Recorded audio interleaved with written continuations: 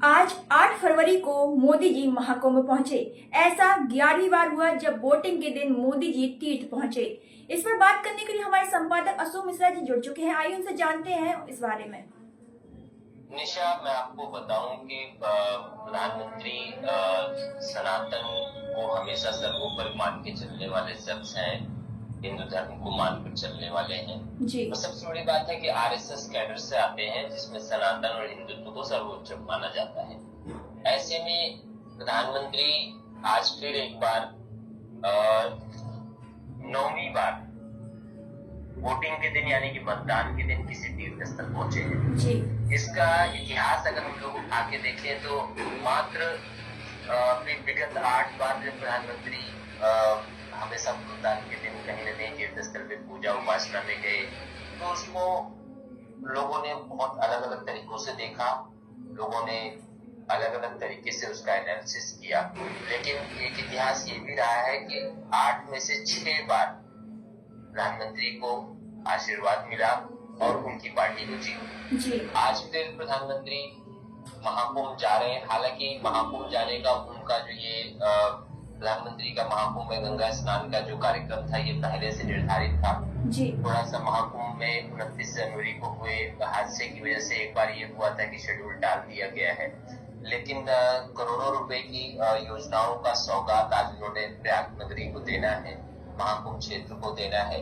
आने वाले समय में महाकुंभ क्षेत्र को विकसित और पूर्णतया सुसज्जित करने के लिए आज प्रधानमंत्री वहां पर अरबों खरबों रुपए की परियोजनाओं का शिलान्यास करेंगे। तो ये सिलसिला आज से नहीं, बहुत पहले से चला आ रहा है। अब उसको किस वे में लोग देखते हैं, किस नजरिए से लोग देखते हैं और कैसे उसको एनालिसिस करते हैं, ये तो आने वाला वक्त बताएगा। लेकिन प्रधानमंत्री फिलहाल महाकुंभ पहुंच चुके हैं, माँ गंगा की गोद में पहुंच चुके हैं। अब माँ गंगा उन्हें आशीर्वाद देती है नहीं देती है ये तो हम लोग को आने वाले टाइम में पता लगेगा। फिलहाल आज मतदान दिल्ली में जारी है। दिशा जी।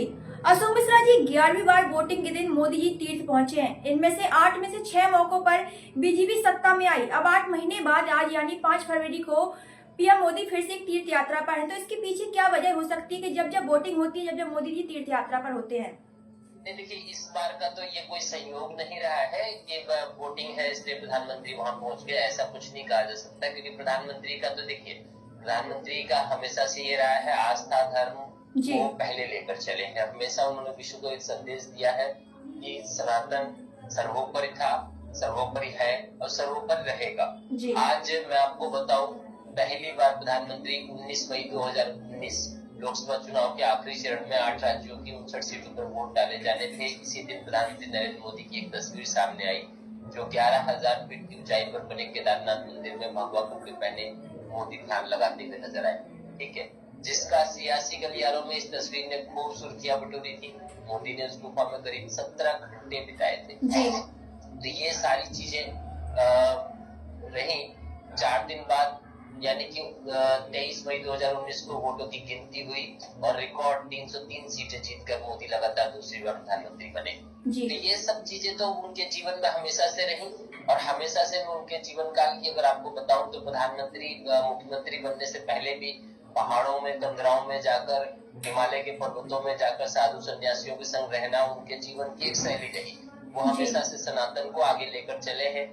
आस्था, पूजा अर्चना करना और ध्यान लगाना ये उनका जीवन रहा है।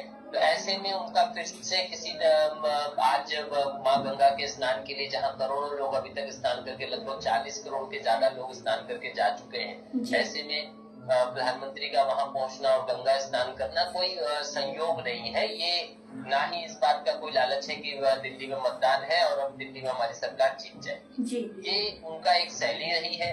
क्योंकि जिस दिन मतदान होता है उस दिन केंद्र सरकार और अन्य चीजों के पास बहुत सारे कार्य शैलियों में रोक रहती है। प्रधानमंत्री का फ्री टाइम था, प्रधानमंत्री आज वहां पहुंचे। तो प्रधानमंत्री का वहां पहुंचना कोई, इसको हम लोग राजनीतिक पहलू से जोड़कर ना देखें तो ज्यादा अच्छा है। जी, बहुत बहुत धन्यवाद अशोक मिश्रा जी हमारे साथ जुड़ने के लिए। और भी जानकारी के लिए मैं दोबारा फिर जुड़ूंगी, तब तक के लिए धन्यवाद।